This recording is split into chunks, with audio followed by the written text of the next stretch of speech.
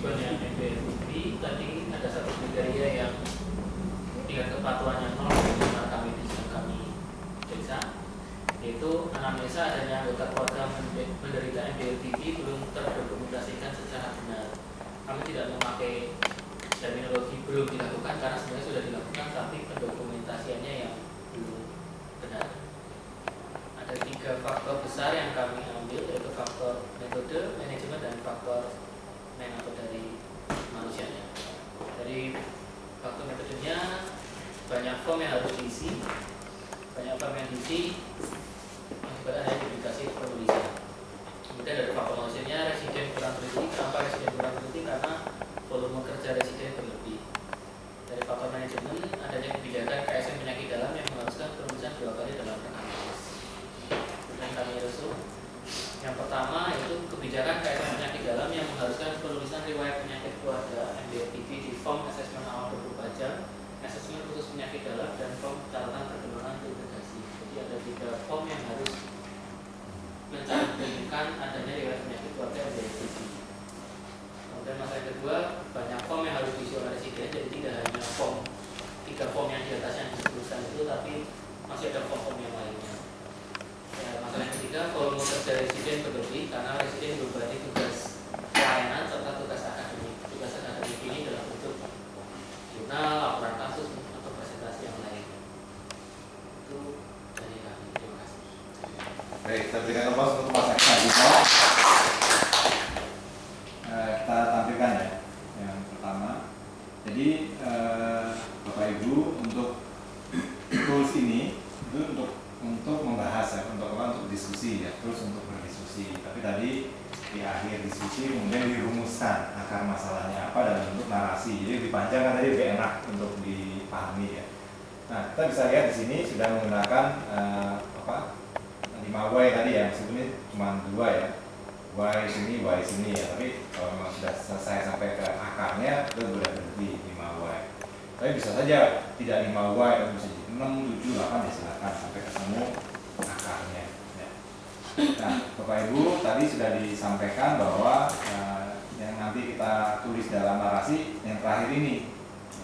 Tapi kalau ingin ceritanya lebih lengkap ya ini boleh ditulis. Belum ada karena ini karena ini. Gitu. Jadi kita bisa tahu juga secara lengkap akar masalahnya itu apa saja. Ya. Kemudian meskipun ini yang ada akarnya itu ada di 3 tulang besar, manajemen, material, dan staf. Tapi jangan lupa akar-akar yang lain, tulang-tulang besar yang lain juga tetap dibahas. Meskipun akhirnya tidak ketemu akar masalah di sana, tapi tetap harus dibahas. Itu gunanya tools supaya jangan ada yang terlupakan. Ya. Baik, terus kemudian ini pada waktu menulis kepala ikannya atau masalahnya itu yang kita tulis adalah apa tadi ya, coba yang kedua. Yang kedua udah tertulis ya, belum terdokumentasi. Jadi kepala ikannya atau masalahnya adalah belum terdokumentasinya. Nah, kalau yang ini yang sebelumnya, nah kalau yang ini apa? Ceritanya, kalau tadi kan 5 semua ya, bagus semua ya. Ini yang kriteria nomor berapa ya? Proses diagnosa, diagnosis, tindakan atau fakta? Tindakan. Tindakannya apa? Membantu memenuhi kebutuhan aktivitas sesuai dengan perkembangan.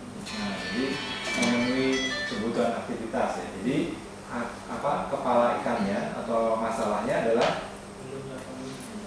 belum terpenuhinya kebutuhan aktivitas sesuai perkembangan anak, atau belum terlaksananya proses untuk memenuhi. Kalau kita baca ini itu seolah-olah masalahnya itu ada di pasien, padahal masalah itu ada di kita. Kita tidak bisa membantu pasien untuk memenuhi kebutuhan aktivitas. Ya, itu cuma soal bahasa tapi sangat penting karena itu akan membuat solusinya akan berbeda. Ya. Jadi masalahnya bukan di pasien. Kalau masalahnya di pasien itu berarti perkecualian kan. Kenapa pasien nggak dikasih obat ini? Karena dia alergi, itu masalahnya di pasien. Baik Bapak Ibu, itu contoh dari Rumah Sakit Sarjito. Sekarang kita ke Rumah Sakit Bethesda. Silakan.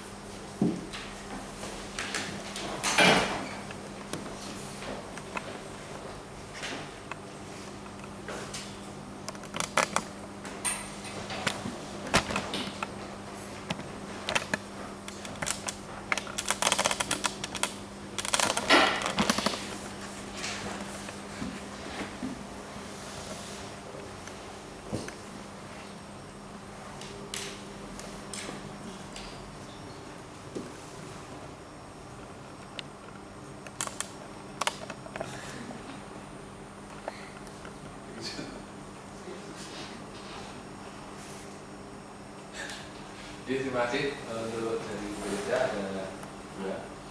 Yang pertama untuk pemberian TKTP belum dilakukan atau didokumentasikan, terutama untuk kehidupan dengan yang berdasarkan dari hasil diskusi menggunakan diagram SWOT didapatkan beberapa masalah. Yang pertama, satu, proses konsultasi dan kolaborasi antara DPJP atau perawat keuangan dengan ahli gizi belum berjalan dengan baik.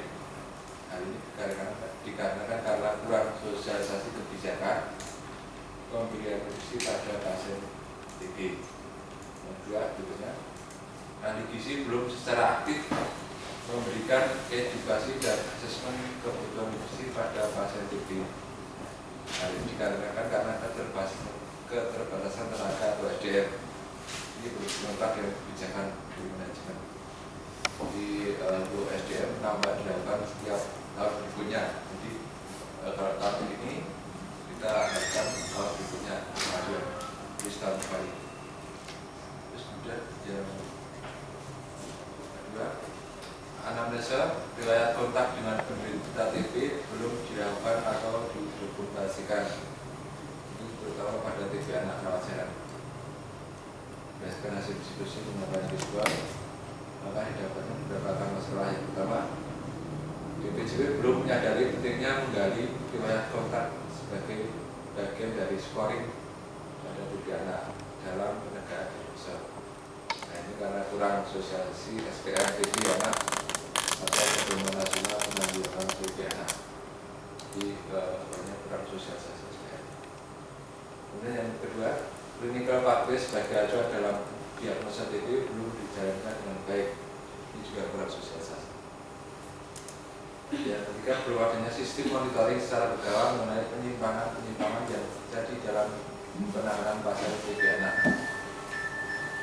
Ya, ada juga akan masalah yang kami temukan. Demikian, monggo ada masukan di dalam. Baik, kita berikan aplaus Rumah Sakit Bethesda. Nah, kita lihat yang pertama.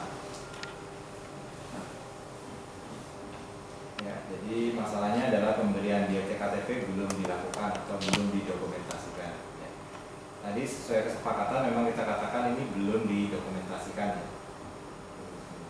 Nah, kemungkinan apa penyebabnya belum didokumentasikan ya? Karena belum dijalankan atau belum tercatat. Ya. Nah, di sini sudah dijelaskan. Diskusi menggunakan diagram tulang ikan, perlu dilengkapi ya, diagram tulang ikan dan 5W ya, karena di sini kan sudah ada 5W-nya ya. Nah, kemudian pada waktu menyajikan dalam bentuk narasi ini sudah ditulis strip ini kan maksudnya kenapa, nanti strip lagi kenapa, ini bisa panjang ya, ceritanya bisa panjang. Nah, cuma tadi saya sudah pesan pada waktu misalnya proses konsultasi dan kolaborasi antara DPJP dengan ahli gizi belum berjalan dengan baik. Kenapa?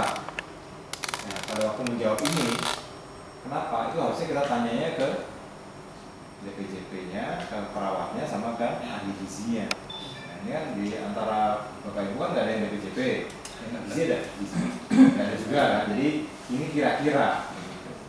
Harusnya pada waktu tim ad hoc itu diskusi tentang ini itu sudah dihadiri oleh para klinisi yang terlibat. Jadi yang menjawab kenapa kok DPJP sama ahli gizinya nggak komunikasi itu mereka yang jawab.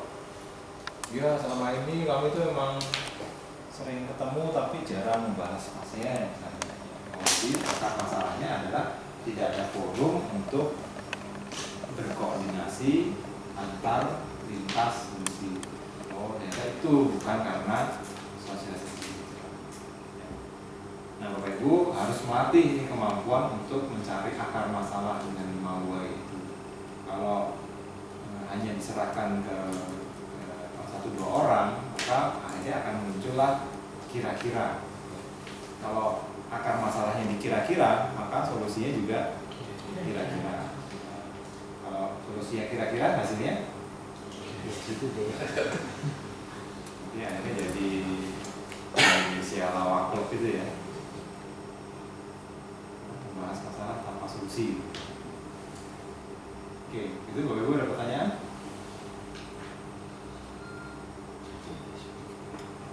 Tidak ada. Baik, kalau tidak ada kita berikan aplaus sekali lagi Bapak Ibu.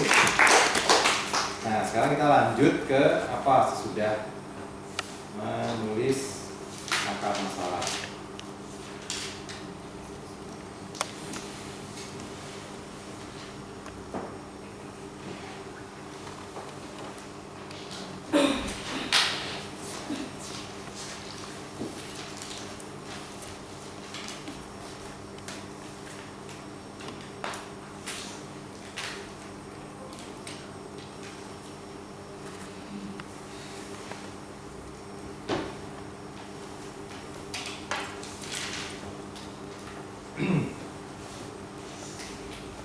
Baik, Bapak Ibu sudah dapat akar masalah. Akar masalahnya tidak harus semuanya ada. Ya, kalau semuanya ada, dia jadi apa namanya? Akar serabut. Ya, sekali ya. Biasanya ini akar tunjang ya, paling cuma 2 atau 3. Nah, sekarang kita masuk ke setelah dianalisa data tentang masalah, kita masuk ke menetapkan dan melaksanakan perubahan. Tapi di ruangan ini kita hanya bisa simulasi sampai menetapkan perubahan. Melaksanakan perubahan nanti di lapangan. Nah, kalau menurut seorang peneliti ya, si Becker et al. Tahun 99 itu mengatakan bagian terpenting dari siklus audit adalah membuat perubahan. Nah, ini bedanya dengan audit keuangan. Kalau audit keuangan yang penting adalah kalau selisih ya Anda harus mengembalikan. Kalau selisihnya tekor ya Anda silakan mampu sendiri kan gitu kan. Kalau audit medik, audit keperawatan atau clinical audit, bagian terpentingnya adalah perubahan. Tapi ternyata tidak semua perubahan itu hasilnya perbaikan. Kurikulum kemarin 2013 itu perubahan bukan? Perubahan, tapi perbaikan bukan? Nah, dari SBY ke Jokowi itu perubahan bukan? Perubahan, perbaikan bukan? Tahu, tapi dulu ada KPK lawan cicak lawan buaya, sekarang ada lagi cicak lawan buaya kan, sama. Jadi kalau menurut Hanefi et al, bagian terpenting dari siklus audit adalah membuat perbaikan, nggak cuma perubahan. Sayangnya itu belum terbit, belum bisa dikutip. Nah, bagaimana perubahan yang efektif ya? Harus dilakukan oleh yang kompeten. Kalau perubahannya adalah merevisi SOP, berarti kalau SOP medis ya SMF lah yang kompeten untuk melakukan perubahan. Revisinya standar asuhan keperawatan ya bidang keperawatan. Perubahannya adalah membeli alat ya berarti yang kompeten adalah tim pengadaan. Ada batas waktunya ya, jangan ikut-ikut naskah proklamasi ya dalam tempo yang singkat-singkat. Ada batas waktunya, kasih tanggal. Revisi SOP berapa lama? Setahun? 3 tahun revisi SOP? Setiap 3 tahun Setiap 3 tahun di review. Jadi begitu ada keperluan, ada perubahan harus segera direvisi. Nah, untuk melakukan revisi SOP berapa lama?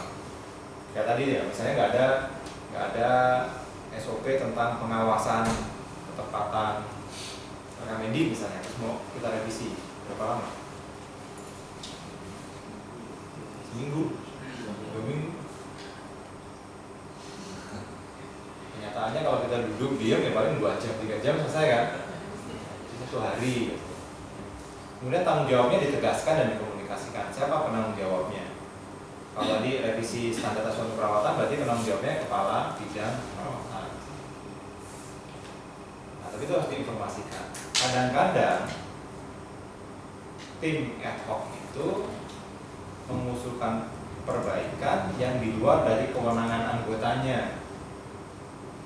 Ya, misalnya di dalam tim itu nggak ada yang tim pengadaan barang, nah, terus mengusulkan pembelian barang, kan berarti akan dikerjakan oleh tim pengadaan barang. Nah, maka tanggung jawabnya di dalam tim ad hoc itu adalah ada juga tanggung jawab untuk memantau. Jadi pilihlah satu orang di tim ad hoc untuk memantau apakah action plan-nya dijalankan atau tidak. Lalu yang penting adalah membuat ini rencana secara detail, ya, plan of action. Biasanya rumah sakit masing-masing sudah punya nih format plan of action. Tapi biasanya minimal harus ada isinya seperti ini. Tindak lanjutnya apa, atau upayanya apa, atau kegiatannya apa. Lalu tujuan dari kegiatan ini apa, indikator keberhasilannya apa, siapa penanggung jawabnya, waktunya kapan, dan biayanya berapa. Contohnya, ternyata tidak berjalan karena kompetensi dokternya kurang, harus dilakukan edukasi, refreshing mengenai standar pelayanan medis misalnya. Jadi tindak lanjutnya adalah refreshing standar pelayanan medis untuk pipi paru. Tujuannya adalah apa? Tujuannya, kalau setelah di refresh, tujuannya apa?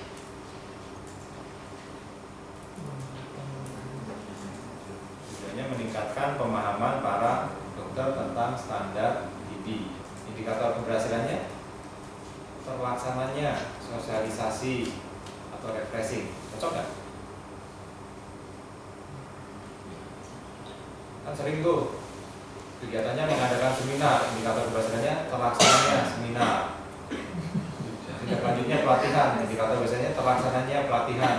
Entah kayak apa pelatihannya, yang penting terlaksana. Bener nggak itu indikatornya? Enggak. Harusnya indikatornya terkait dengan tujuan. Indikatornya misalnya pre dan post testnya menunjukkan perbaikan pengetahuan. Penanggung jawabnya siapa? Kalau di pelatihan biasanya diklat.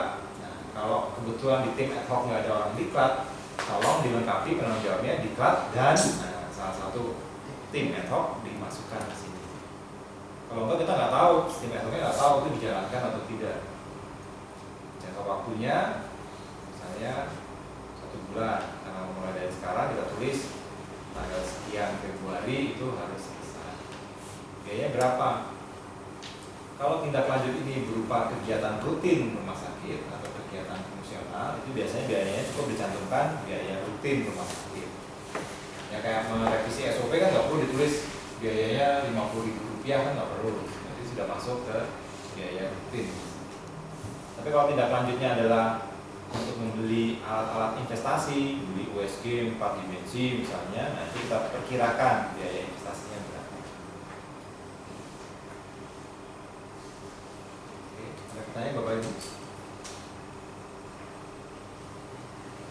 Baik, Bapak Ibu, kita akan mempraktekkan menyusun plan of action dengan format seperti ini. Ya. Jadi Bapak Ibu nanti punya waktu sekitar 15 menit untuk menyusun plan of action ini untuk 2 akar masalah. Jadi silahkan pilih akar masalahnya yang tadi Bapak presentasikan, pilih 2 saja, lalu dibuat tindak lanjutnya apa ya. Tapi jangan lupa ya, kata-kata tindaknya pakai huruf M. Tidak. Nah, kalau Bapak Ibu sudah buat plan of action, kemudian berikutnya Bapak Ibu akan melakukan re-audit. Itu kalau perubahannya sudah dikerjakan ya. Re-audit tidak kita simulasikan, tetapi bentuknya kurang lebih seperti ini. Setelah action plan kita jalankan, maka kita akan audit terhadap pasien yang datang setelah intervensi. Setelah semua dijalankan, selesai, baru kita akan ambil pasien-pasien yang baru. Jumlah rekam medisnya harusnya hampir sama ya. Kalau tadi 30 ya sekarang juga 30. Kriteria dan perkecualiannya sama, jadi jangan dirubah kriteria dan perkecualiannya. Sama seperti pada waktu kita melakukan audit pertama. Lalu setelah itu dievaluasi ada perbaikan atau tidak. Ya. Contohnya, tadinya tingkat kepatuhannya 0%, sekarang naik jadi 50%. Nah, itu bermakna enggak? Dari 0 jadi 50% bermakna enggak? Tanpa uji statistik, kita tahu itu pasti bermakna meskipun belum mencapai angka ideal berapa? 90%. Tapi kalau dari 75% naik jadi 76%. Itu belum bermakna. Itu berarti kita harus mundur lagi untuk membuat perubahan yang lain. Jadi biasanya siklus audit itu bisa 2 kali ya, bisa 3 kali. Kalau kita setelah di re-audit belum ada perbaikan bermakna, buat lagi perubahan, audit lagi. Belum bermakna juga, buat lagi perubahan ketiga. Belum bermakna juga, ya 3 kali nih, belum bermakna juga. Apa yang kita lakukan? Panggil konsultannya, apa yang salah? Kesalahan bukan pada revisi. Oke, Bapak Ibu, itu yang bisa saya sampaikan. Jadi Bapak Ibu punya waktu 15 menit untuk menyusun plan of action ya. Formatnya seperti ini, tolong dipilih 2 akar masalah untuk ditindaklanjuti.